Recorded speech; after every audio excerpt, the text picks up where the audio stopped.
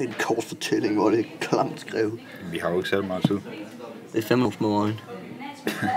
Sådan er det hvad? En næse. Det er dig, Claus. Og så skal vi sætte det hele. I en elektrolyse af natriumklorid rives saltionerne fra hinanden, så de positive natriumioner ryger ud i den negative pol, og de negative klorioner ryger ud til den positive pol. I vand.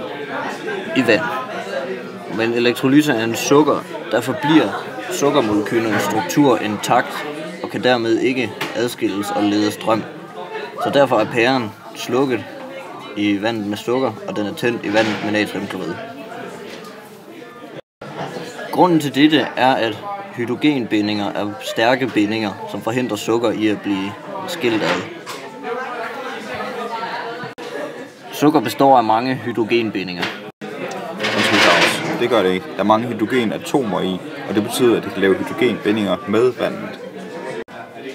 Okay så.